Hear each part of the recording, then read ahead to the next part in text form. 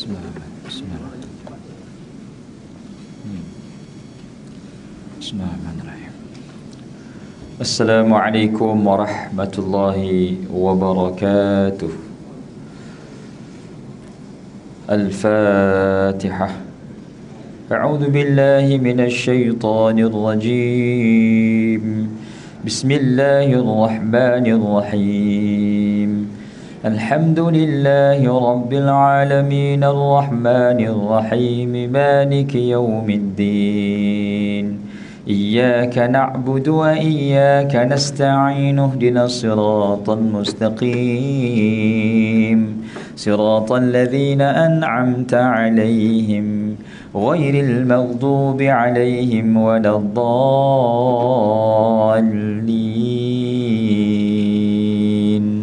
Amin. Innal hamdalillah nahmaduhu wa nasta'inuhu wa nastahdihi wa nastaghfiruh wa na'udzu billahi min shururi anfusina wa min sayyiati a'malina. May yahdihillahu fala mudilla lahu wa may yudlil fala hadiya lahu. Asyhadu an la ilaha illallah wahdahu la syarika lah.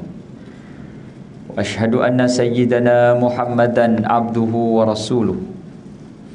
Subhanaka la ilma lana illa ma 'allamtana innaka antal alimul hakim.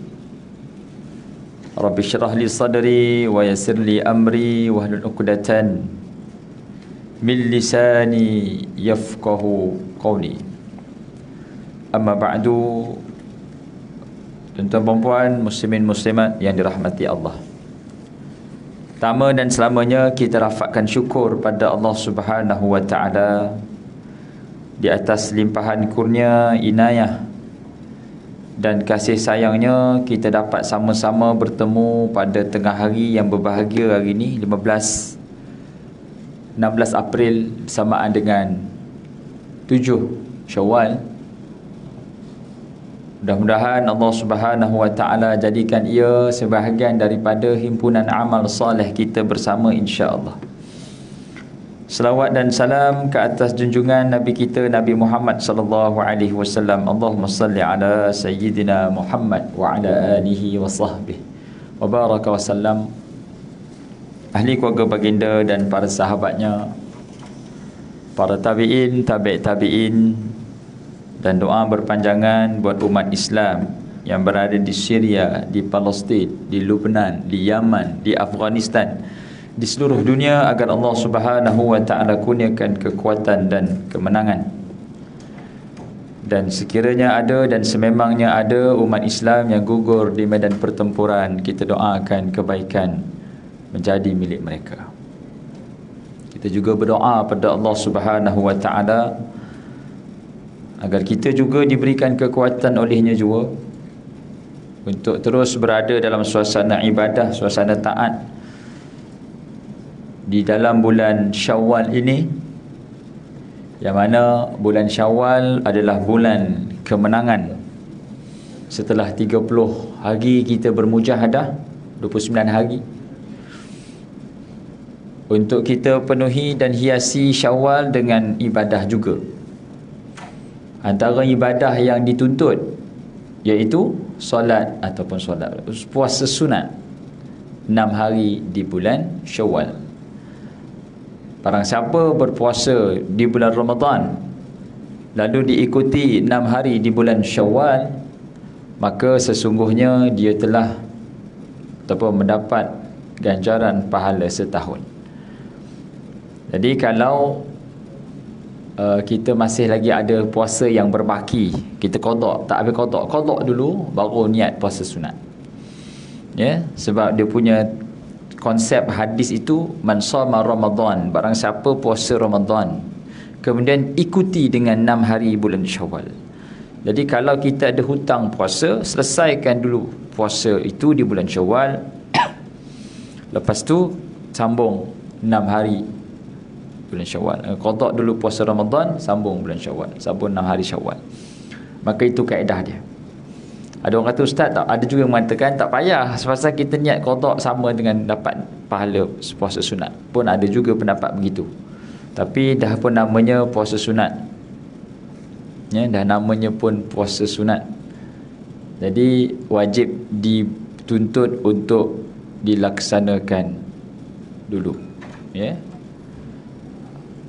Dan subhanallah, bukan sekadar itu saja, malah Al-Quran juga jangan ditinggalkan. Habis Ramadan, Quran pun kira selesai. Ya, jadi jangan lupa untuk bawa Quran yang kita khatamkan bulan Ramadan ke dalam bulan Syawal. Ya, supaya momentum itu kekal. Sama juga solat di masjid.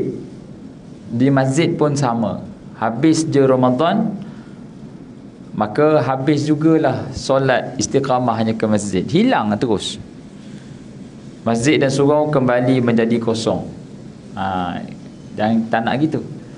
Jadi solat berjamaahnya kena maintain, Al-Qurannya kena maintain, puasanya kena maintain, sedekahnya kena maintain, semua kena maintain belaka. Kalau tak kurang, kalau tak dapat sama, sikit kurang tak apa, langsung hilang. Kalau bulan Ramadan kita boleh jaga solat, sebelum solat kita dah tunggu waktunya, itulah solat maghrib. Menanti-nanti. Kalau habis Ramadan, hilang dah maghrib. Maghrib apa? 8.30 kot. Selamba dia je. Kalau bulan Ramadan bergerak seminit, marah dekat Bilal. Bilal, bertakwalah pada Allah. Semalam 7.27, hari ni 7.26. Jadi bergaduh dengan Bilal. Bilal, kenapa azan lambat Bilal? Elon tak masuk ke, kata dia. Dia main elon pula dengan Bilal. Jadi subhanallah. Baik. Kita menyambung perbahasan surah Al-Insan. Ya. Yang mana kita berhenti pada siri yang lalu pada ayat ke-24. Ya. Ayat ke-24. Surah Al-Insan ayat ke-24. Hari ni saya pakai songkok pula dah. Ya, kopiah. Cik mana kopiah tu lupa. Jadi saya pakai songkok macam raya sikitlah. Baik. Ayat ke-24 berhenti, jadi kita sambung ayat ke-25 yang berbunyi pada a'udzubillahi minasyaitanirrajim. Wadhkur isma rabbika bukratan wa asila wa minal laili fasjud lahu wa sabbihhu laylan tawila inna haula'i yuhibbunal 'ajilah wa yadharuna wara'ahum yawman thaqila. Yang bermaksud, sesungguhnya kami telah 25. Dan sebutlah nama Tuhanmu pada waktu pagi dan petang, dan pada sebahagian daripada malam. Maka sujudlah kepada Allah, bertasbihlah dengan pada bahagian yang panjang di malam hari. Sesungguhnya mereka yang kafir menyukai kehidupan dunia, dan mereka tidak mempedulikan kesudahan mereka pada hari yang berat, yakni hari akhirat. Allah Subhanahu wa taala menurunkan ataupun menyebut, berfirman pada ayat ke-25 ini setelah Allah berfirman pada ayat ke-24, iaitu sabar dalam melaksanakan ketetapan, jangan kamu ikut orang-orang kafir cara hidup mereka, orang berdosa dan orang kafir. Jadi bagi orang beriman, kita semua orang beriman, hidup kita ada panduannya, iaitu Al-Quranul Karim. Al-Quran bukan sekadar dibaca, malah Quran dihafal, difahami, diamal, disampaikan. Ada 5 tuntutan kita dengan Quran: baca, faham, hafal, amal, lalu disampaikan. 20%, 20%, 20%, 20%, 20%. Dan apabila kita menyebut tentang memperingati Allah Subhanahu wa taala, sudah pastilah membaca Al-Quran itu salah satu rukunnya. Macam mana kita kata kita ingat Allah tapi kita tak baca Quran? Lalu datang ayat ke-25, Sebutlah nama Tuhanmu pada waktu pagi dan petang. Jadi bila kita jumpa ayat-ayat wadhkurisma rabbika bukratan wa asila wasabbih, ayat-ayat sabbih, wadhkuris, maka kita dituntut untuk sebut subhanallah, ya Allah, astaghfirullah. Sebut nama Allah Ta'ala. Ingat Allah Ta'ala dengan lidah dalam keadaan kita duduk, berjalan, berbaring, maka semuanya itu harus. Cuma jangan sebut di bibir ketika dalam tandas, tu tak boleh. Dalam tandas kita tak boleh berzikir kuat-kuat, tapi kita letakkan zikir itu di dalam hati. Tetap juga ingat Allah. Bukan berarti masuk tandas tak boleh ingat Allah. Boleh ingat Allah, tapi jangan disebut. Ni dalam tandas pula subhanallah ni kenapa bang? Kita kena berzikir pada Allah Ta'ala, ya, tapi dalam tandas. Jadi dalam tandas tak perlu. Kalau kita nak lafaz pun, lafaz dia dalam hati. Contohnya kita nak ambil wuduk kan, bismillahirrahmanirrahim. Zaman dulu tandas tak sama dengan tempat mandi. Zaman dulu kan separated. Dulu masa saya duduk balik kampung ke Kuala Kangsar, jamban ni dia terpisah daripada rumah. Lepas tu ada jamban luar, belakang rumah. Zaman dulu kan, rumahnya, jambannya di belakang rumah. Lepas tu moden sikit, jamban attach dengan dapur. Lagi moden, jamban dalam master bedroom. Jadi bila jamban dalam master bedroom, ada hukum fiqahnya. Apa dia? Menutup pintu jamban itu diperlukan. Sebab apa? Dah lah kita ambil wuduk, jamban terbuka. Elok sembahyang dalam bilik, pintu jamban terbuka. Sekarang ni kita tanya, sembahyang dalam bilik ke sembahyang dalam jamban? Jadi jawapan dia, jadi kaedahnya adalah tutup pintu jamban ataupun tutup mangkuk jamban. Itu fungsi mangkuk jamban tu. Bukan penutup mangkuk jamban tu. Itu fungsi dia. Supaya memisahkan kita daripada duduk dalam jamban, tidur dalam jamban, makan dalam jamban. Sebab tutup ni, sama ada kita tutup mangkuk jamban atau tutup pintu jamban yang duduk dalam master bedroom. Berarti tengok, kita pergi rumah orang, kadang-kadang kita pergi besok air, tutup mangkuk jamban. Sebab apa? Sebab kita dalam rumah, bukan dalam jamban. Kalau kita buka, jadi kita jadikan rumah tu jamban. Elah ada, tutup tu sebagai pemisah di antara rumah dengan jamban, ataupun tutup pintu. Jadi kalau ingat Allah Ta'ala, kita baca Quran, elok mangkuk jamban tu buka, dah salah. Ingat Allah Ta'ala tapi tutup pintu tandas tu. Zaman sekarang punya rumah memang macam tu, dia attach dengan master bedroom tu ada tandas. Tak kisahlah master bedroom ke, dekat dapur ke, kalaulah ianya pintu tak tertutup dan mangkuk jamban terbuka, jadi cangkung, jadi kita kena tutup pintu ataupun beri penutup jamban cangkung tu. Ni kaedah.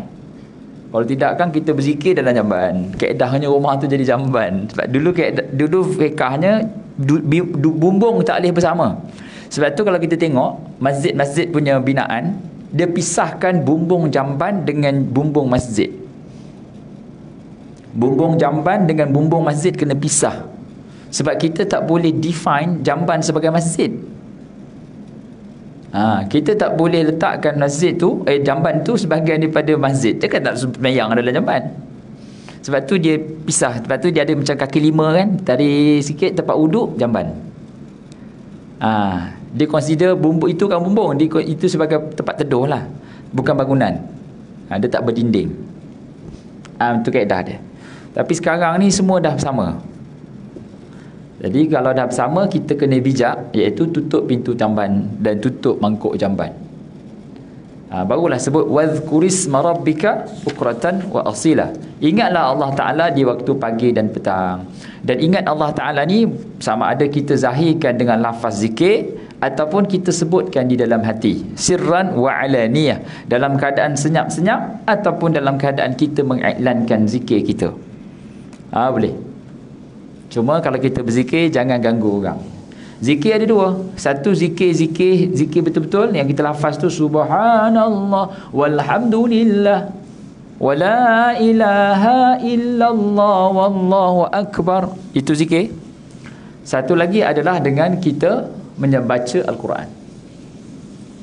Membaca Al-Quran adalah zikir paling afdal. Jadi zikir ni kita boleh pecah tiga. Satu, zikir yang tidak disebut oleh Nabi SAW. Satu, zikir yang Nabi sebut untuk kita dapat reward kalau kita sebut. Satu lagi zikir, baca Quran. Ada tiga. Baik. Kalau kita zikir yang tak disebut oleh Nabi, maka dituntut untuk difahami. Contohnya, ilahi lastudil firdausi ahla. Apa tu mak? Zikir. Zikir apa tu? Alah, zikir qiyamul lail kan kita baca tu. Apa maksudnya? Entahlah, tak dapat pahala. Sebab dia bukan zikir per se, tetapi dia adalah bait syair untuk memuji ataupun mengisafi hakikat kejadian manusia. Macam nasyid lah. Tuhanku, aku tidak layak untuk syurgamu. Maka kena faham. Kalau tak faham, maka tak ada nilai zikir. Sebab Nabi tak jamin ianya berpahala. Dan hati kita pun merewang-rewang, hanya sekadar follow dia punya lenggot dan intonasi. Sebab dalam bahasa Arab langsung tak faham. Bahasa Melayu at least dah faham sikit. Satu, zikir yang tak Nabi sebut, tapi kita baca yang dikarang oleh para alim ulama untuk kita sebut. Jadi kita kena faham. Memahaminya dituntut. Kalau baca tak faham, tak dapat pahala. Yang kedua, zikir yang Nabi sebut.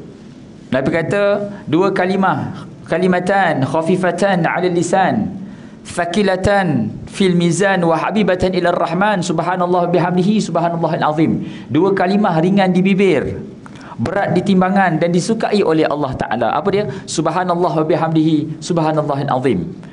Kalau kita baca tu tak faham, tetap berpahala. Kerana apa? Kerana Nabi jamin pahala. Subhanallah wa bihamdihi subhanallah al-azim, subhanallah wa bihamdihi. Tambah pahala. Walaupun tak apa tu mak zikir. Apa yang mak zikir tu? Zikir ni kita baca masa qiyamul lail hari tu. Mak faham tak? Tidak juga. Tak faham tak apa, sebab Nabi dah jamin pahalanya. Tapi kalau dapat faham, tambah lagi penghayatan, maka double lah ataupun besar lagi pahalanya sebab faham.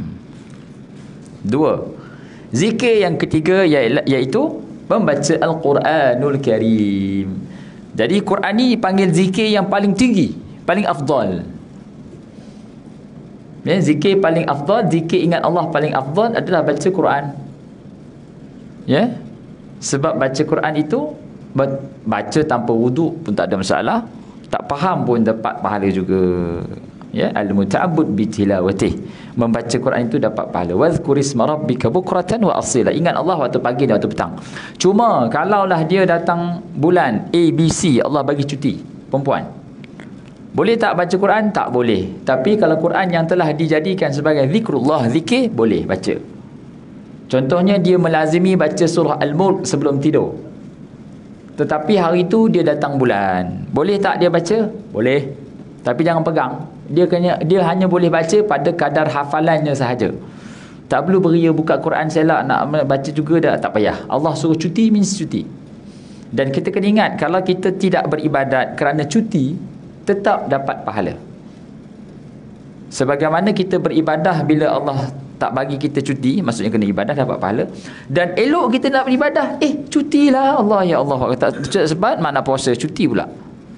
Jadi itu juga dapat pahala. Sebab kita tidak beribadah atas arahan Allah. Jangan beribadah, dapat pahala juga. Orang perempuan ni senang dapat ibadah, dapat pahala. Cuti pun dapat pahala. Ya? Tapi tak, ustaz, saya rasa tak selesa lah kalau saya tak beribadah. Masalahnya aja, Allah dah bagi cuti, cutilah. Yang nak selesa nombor dua. Allah kata cuti means cuti. Dia cuti-cuti pun nak ibadah juga. Saya tak ada feeling lah. Ramadan ni setengah, 2 minggu saja cuti pula. Rugilah. Tak ada istilah rugi. mencutikan diri bila Allah suruh cuti, maka ianya juga berpahala. Orang lelaki kalau boleh, dia kena sebuah ibadah pun dia nak cuti. Bilalah aku nak cuti? Tak payahlah ya. Orang lelaki tak ada cuti ya, jangan nak memandai. Ustaz, saya uzur Ustaz, tak payah. Uzur syar'i. Tapi kalau puasa, kalau ada musafir, ya boleh uzur syar'i lah. Kalau sakit boleh uzur syar'i. Dia tak ada istilah Ustaz, saya ni ingat saya uzur, tak ada. Cuma ulama bahas, kalau lah dibandingkan dengan selawat, zikir, fadhkurisma rabbika bukratan wa asila, ingat Allah ni waktu pagi, sebut nama Allah pagi dan petang ni. Kalau selawat, boleh tak Ustaz selawat? Ada yang sangat detail. Antara selawat, antara istighfar, antara baca Quran, mana yang saya kena banyakkan? Dia kalau boleh nak buat satu ibadah, dia tak nak buat yang lain, nak yang terpaling tinggi. Return yang paling tinggi Ustaz, kita nak ada return of investment yang paling tinggi. Duit saya semua lambat ke situ? Tak ada. Kalau pergi tanya pakar-pakar kewangan, semua kata kita kena diversify income. Emas kena sikit, saham kena sikit, hartanah kena sikit, meniaga part time kena sikit, kerja kena sikit. Jadi semua diversify. Kalau sini koyak, sini ada, sini koyak, sini ada. Dalam bab ibadah pun kena diversify. Dalam bab zikir ni kena banyakkan kaedah zikir ataupun cara kita berzikir. Selawat pun nak juga, istighfar pun nak juga, baca Quran pun kena juga. Dia tak, saya nak satu yang memang betul-betul tinggi pahala dia. Antara selawat dan istighfar, dua-dua tinggi pahala. Tetapi ada satu yang lebih tinggi. Ini pun perbahasan ulama je, ya. Sebab apa dianggap paling tinggi? Kerana bergantung kepada reward yang diganjarkan, yang diberikan. Istighfar, siapa-siapa yang beristighfar, kata Nabi SAW, yursil faqultu astaghfiru rabbakum innahu kana ghaffara yursilis samaa 'alaikum midrara. Siapa-siapa yang beristighfar, Allah Taala akan turunkan hujan daripada langit, rezekinya melimpah ruah. Pertama, orang yang kuat istighfar, rezekinya melimpah ruah. Kalau kita nak berniaga, kalau kita sakit, kalau kita rasa sempit dengan kehutang-hutang keliling pinggang, istighfar banyak-banyak. Sebab istighfar akan buka pintu rezeki. Itu janji Nabi, itu janji Allah Ta'ala. Yang kedua, istighfar akan menghapuskan dosa. Ini dua benda kelebihan istighfar. Pertama, buka pintu rezeki. Dua, hapuskan dosa.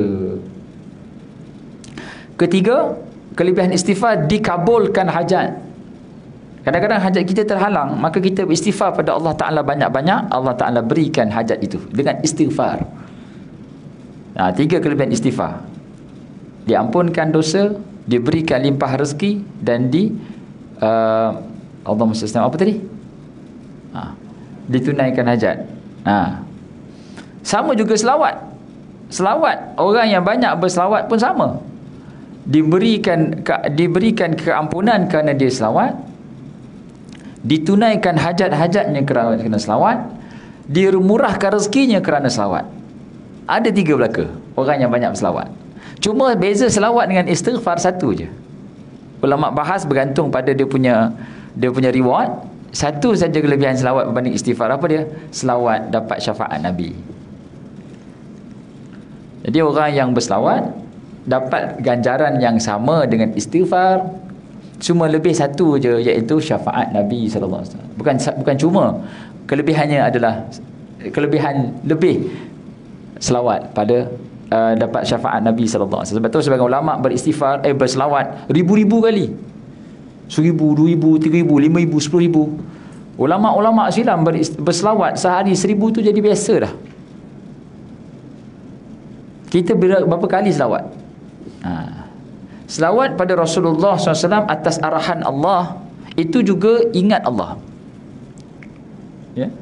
Kita selawat pada Nabi SAW, tapi kita nak zikir ingat Allah taklah juga. Tapi Allah kata ingat aku, siapa nak aku sayang dia kena ikut Rasulullah SAW. Jadi kita banyak selawat pada Nabi, ikut sunnah Nabi SAW, maka kita pada masa yang sama sedang membuka pintu kita dekat dengan Allah Subhanahu Wa Taala. Sebab tu ulama meletakkan selawat ni lebih tinggi berbanding istighfar, prioritinya. Tapi kena buat dua-dua juga. Sebab Nabi SAW istighfar sehari semalam 100 kali. 100 selawat Nabi tak letak limit. Nabi kata selawat lah. Siapa selawat pada aku sekali, Allah berikan dia 10 kali. Selawat ni dia unlimited. Tapi istighfar Nabi buat ada limitation 100 kali. Itu pun bukanlah limit yang Nabi suruh jangan buat. Tak. Tapi sebagai guideline lah. Dan baca Quran adalah zikir yang paling afdal. Hafal Quran itu yang terbaik. Jadi ingatlah Allah Subhanahu Wa Taala pada waktu pagi dan petang. Sebutlah nama Tuhanmu pada waktu pagi dan petang. Bukratan wa asila. Antara zikir pagi petang yang famous kita baca iaitu zikir al-ma'thurat. Beli je kedai-kedai mana, kedai-kedai bookstore tu dia ada satu buku dipanggil buku maksurat. Buku tu dirangkumkan semua zikir-zikir yang Nabi baca waktu pagi dan petang. Kita jadikan itu sebagai amalan pagi dan petang.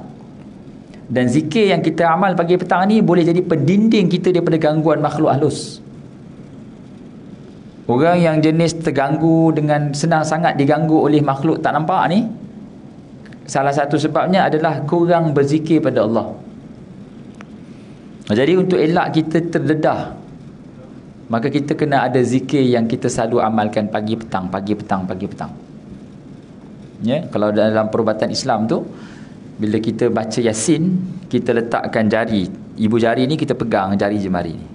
Yasin wal Qur'anil Hakim innaka laminal mursalin. Supaya apa? Supaya setiap kali kita jumpa pesakit tu, bila orang tu dia pegang dengan barakah keberkatan Yasin yang telah diletakkan, diniatkan berada di tangan. Pegang orang kena rasuk tu, sedar balik. Kenapa saya kat sini Tadi awak meracau-racau, nak makan tai telinga monyet lah, nak makan gigi rimau lah. Pegang, sedar. Tapi yang kuat amalan je lah. Ya, kita boleh buat macam tu. Ini atas amalan individu dan kekerapan tinggi. Kerap kita beramal dan kita pun dekat dengan Allah Ta'ala, tak buat maksiat, tak buat benda lara, insya-Allah kuat. Lebih-lebih lagi ibu-ibu yang nak mendidik anak. Untuk jadi kita jadi protektor untuk anak, ibu kena banyak beramal. Ibu sentuh je, alhamdulillah, hilang jin kemarahan anak tu, semua hilang sentuhan ibu tu. Jangan ibu pun berantu juga, mak dia pun berantu juga ustaz oi. Malam-malam jadi Harun Sundan malam, terbang sana terbang sini, sudah. Jangan macam tu pula ibu-ibu di sini tidaklah, di tempat lain lah, tempat lain. Baik. Jadi zikir boleh diamalkan dan dia boleh menjadi pelindung kepada diri kita. Kalau kita dalam hutan seseorang sesat, lindung diri kita dengan zikrullah. Binatang kenal hamba Allah Ta'ala yang dekat. Binatang kenal hamba-hambanya yang taat. Binatang kenal orang yang buat maksiat. Kalau Allah sayang sesuatu hamba, Allah Ta'ala akan datangkan seluruh binatang tumbuh-tumbuhan untuk sayang orang tu.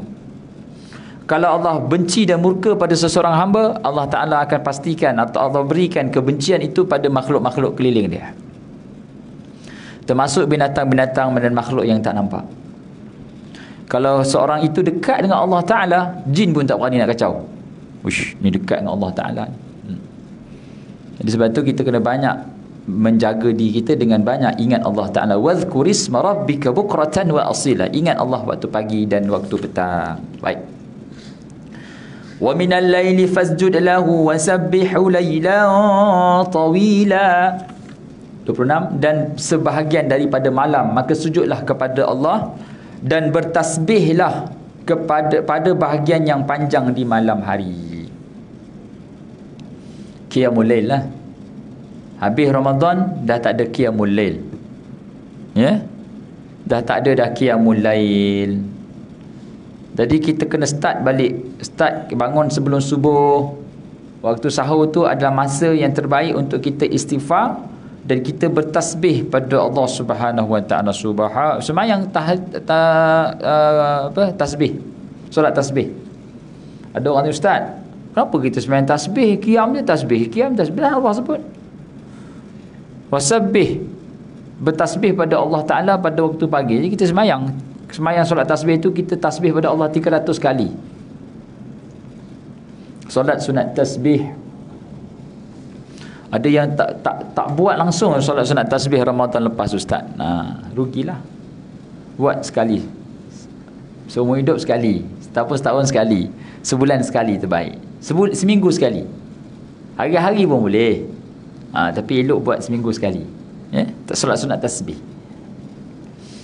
Dan memuji Allah Subhanahu wa taala, sujud dan memuji Allah taala. Dan yang seterusnya, inna haula yuhibbuna al-ajilah wa yadharuna wara'ahum yawman thaqila. Sesungguhnya mereka yang kafir suka kehidupan dunia dan mereka tidak pedulikan kesudahan mereka pada hari yang berat dari kiamat.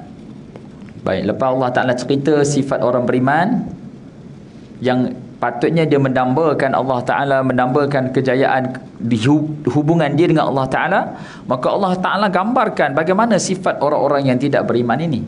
Sifat mereka apa? Sifat mereka kejar dunia. Orang beriman, kita kena letakkan dunia ini sebagai wasilah. Apa maksud wasilah? Cara, jalan untuk kita pergi ke syurga, stepping stone. Ambil harta, letak jadi tangga, pijak tangga, lompat ke syurga. Bukan bawa tangga ke atas, tak. Biar situ pijak aja.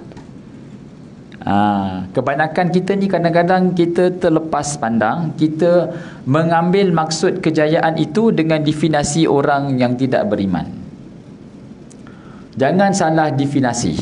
Bila kita salah definition, kita punya action pun berubah. Bila kita salah, kita punya paradigm, cara kita fikir, action kita pun akan berubah. Bila kita tengok orang kereta baru, kita pun, aku rasa pun nak kereta baru lah. Kita tengok orang bertukar handphone baru, kita pun nak beli handphone baru. Kita letakkan sukses itu, kejayaan itu adalah bila kita dapat menyaingi dia. Sedangkan kita tak perlu. Jangan jadikan apa yang ada pada tangan orang benda yang perlu kita dapat juga. Tak perlu. Kita tak perlu dapat apa yang orang lain dapat, kerana jalan cerita kita tak sama, ujian kita tak sama. Apa yang orang lain dapat, itu cerita dia. Kita hidup kawasan kejiranan, tengok orang sebelah tu gelang ada sampai ke siku.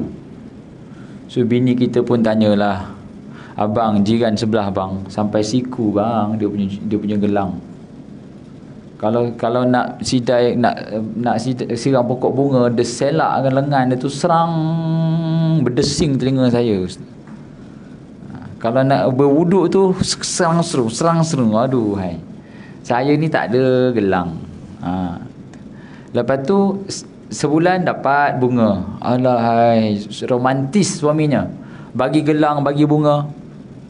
Saya ni abang, tak ada gelang, bunga pun tak ada. Dia cakap kat suami dia. Suami dia balik bekerja, termenung, yalah aku ni tak ada bunga nak bagi kat isteri. Tak apalah, nanti ada rezeki kita abang belilah bunga, belilah gelang juga. Gelang tau, bukan yang tiruan. Lepas tu dia pun tanyalah kat orang sebelah, bagus awak, suami awak ni belikan barang kemas, belikan bunga. Suami awak kerja apa? Dia kata, suami saya kak, walaupun saya dapat emas, dapat bunga, tapi suami saya tak ada kat sini. Suami kat mana? Suami saya kat Sudan, kerja oil and gas. Jumpa suami setahun sekali je. Itu pun kalau jumpa kak, saya pun tak tahulah saya ni isteri nombor berapa. Dia kata saya the only one. Tapi nampak gayanya dia macam banyak lagi dia. Saya pun tak tahu macam mana lifestyle dia. Dia datang bila dia nak datang je. Memanglah nampak apa yang saya akan nampak ni, nampak emas, dapat bunga. Tapi suami saya setahun sekali. Macam mana? Kadang-kadang saya tengok akak seronoknya lah dapat suami ada depan mata. Kalau hujan ada suami tutupkan pintu pagar. Kadang tak ada gula, ada suami belikan gula. Kadang-kadang nampak suami akak basuh kereta, handsome tau kak, suami akak ni handsome tau. Dia pula handsome kan suami kita. Risau kata dia. Kalau akak tak nak suami akak, bagi tahu ke saya tu. Rupanya di saat kita melihat orang lain punya keseronokan, dia sedang melihat kita punya kesengsaraan ataupun keseronokan itu juga, yang kita tak nampak pun itu seronok. Walaupun kita nampak dia ada bunga dan emas, tapi dia tak ada suami jauh. Yang kita ada suami tapi tak ada emas dan bunga. Dia kata, kalaulah saya dapat tukar emas dan bunga ni, saya nak suami saya duduk di sini tak nak duduk di Sudan. Tanya akak macam mana? Itulah, akak kalau nak juga emas dengan bunga ni. Kalau tak ada suami, elok tak ada suami, biar ada bunga tu. Nak juga bunga tu, tak nak suami. Jadi apa pun berlaku dalam hidup kita ni tuan-tuan perempuan, ceritanya sedang je. Kita berada pada papan catur sendiri. Kita hanya perlu berlawan dengan diri kita yang semalam. Kita tak perlu lawan orang lain. Dan kita tak perlu ikut definasi kejayaan orang lain punya definasi. Tak perlu. Kita punya berjaya adalah kita jadi lebih baik daripada kita yang semalam. Ya? Kalau kita rasa kaya itu berjaya, maka kita hanya perlu kaya sedikit daripada semalam tu je. Dan kaya ni pun kita kena define betul-betul. Bukan berarti memiliki duit yang banyak itu kaya. Tidak. Siapa cakap duit banyak tu kaya? Kaya tu boleh kita definasikan apa yang kita perlukan cukup. Bila ada cukup, maka kayalah. Huwa aghna wa aqna. Allah mengkayakan dengan mencukupkan. Bukan banyak duit. Ada orang duit banyak tapi tak cukup. Tak cukup. Gajinya 30,000, tak cukup Ustaz. Gaji 100,000, tak cukup juga. Ada orang gaji 3,000, cukup je. Jadi cukup itu kaya. Duit, kata almarhum Syekh Mutawalli Sya'rawi, al-mal huwa adna rizq. Duit ini adalah rezeki yang paling rendah sekali. Sebab dia tak convert pada manfaat lagi. Once dia convert kepada manfaat, baru betul. Ya, duit boleh beli ubat, tapi duit tak boleh beli sihat. Ada orang tak ada duit tapi sihat. Ada orang duit banyak tapi sakit. Dia habis duitnya untuk jadi sihat je. Duit boleh beli katil, tapi duit tak boleh beli tidur. Ada orang katil beribu-ribu, tak boleh tidur, terkebir, tak boleh tidur. Tak boleh Ustaz, terkenang kandang kambing kat Pahang tu, tak siapa jaga dia. Daripada hasil kambing tu dia beli katil beribu-ribu tapi tak boleh tidur. Ada orang tak payah katil, tengah khutbah Jumaat dia tidur. Tengah kuliah dia tidur. Apa je padahal? Duit boleh beli jam, tapi duit tak boleh beli masa. Duit boleh beli rumah, tapi duit tak boleh beli bahagia. Duit boleh beli makanan, tapi duit tak boleh beli selera makan. Ada orang tak ada selera, makan hidang, ayam percik, ayam penyet, nasi ayam, semua ayam depan dia, tak makan. Tengok, tak makan je, tak ada selera Ustaz. Ada orang tak ada duit, tapi cuba ajak makan free, dia lah terpaling lapar sekali. Ya, dia elok kita makan, dia nasi putih, ikan goreng, kicap, sikit makan je. Ini je lah Ustaz, selera ni tak ada dah, tu tua ni. Tak apalah, ambil lah sikit, ambil sup kambing tu sedap, saya belanja. Ustaz belanja? Saya belanja. Dia datang balik ke meja tu macam zoo negara pinggan dia. Ada sotong, ada udang, ada ayam, ada daging. Daripada atas langit sampai ke dalam bumi, semua binatang ada. Rupanya selera sampai. Sedap je. Rupanya sedap ni bila makan free. Kalau bayar sendiri tak sedap manja. Makanan tak sedap. Tapi kalau kawan belanja tak sedap pun sedap Ustaz. Padu pun dia. Jadi duit, jangan kita definasikan kejayaan itu dengan duit yang banyak. Jangan biarkan duit mencuri nikmat, mencuri nilai. Masa kita dengan anak, masa kita dengan keluarga, masa kita dengan isteri, masa kita dengan pasangan. Ini masa yang harga yang tak boleh dibayar dengan duit. Kita korban masa dengan anak hanya untuk cari duit. Bila duit dah ada, anak dah keluar rumah kerja ataupun anak dah kahwin. Kita cari duit hanya untuk pencen dengan isteri. Bila kita pencen, bini dah mati. Apa guna lagi duit? Kita cari duit hanya untuk senang di usia tua. Bila tua, sakit pun datang. Tak senang juga. Jadi jangan kita Jangan jadikan duit itu sebagai benchmark kejayaan. Duit itu hanyalah sebahagian daripada nilai kemanusiawi. Nilai ni banyak. Masa itu nilai, duit itu nilai, sihat ini nilai, boleh tersenyum, kebahagiaan itu nilai, melihat orang tersayang depan mata itu semua nilai yang bukan duit boleh beli. Mudah-mudahan sedikit perkongsian itu dapat sama-sama kita ambil iktibar. Kita berhenti pada ayat ke-27. InsyaAllah kita akan sambung pada siri yang akan datang pada ayat ke-28 dan khatamkan surah Al-Insan insyaAllah. Apa yang baik itu daripada Allah Ta'ala, yang kurang itu kelemahan diri saya. Mohon maaf di atas kekurangan. Terima kasih atas perhatian. Minta maaf suara tak apa nak keluar, gatai tekak pula dah. Aku lumad tasma'un, aku qawli hadha wa astaghfirullahaladzim li wa lakum. Assalamualaikum warahmatullahi wabarakatuh. Sila penuhkan saf.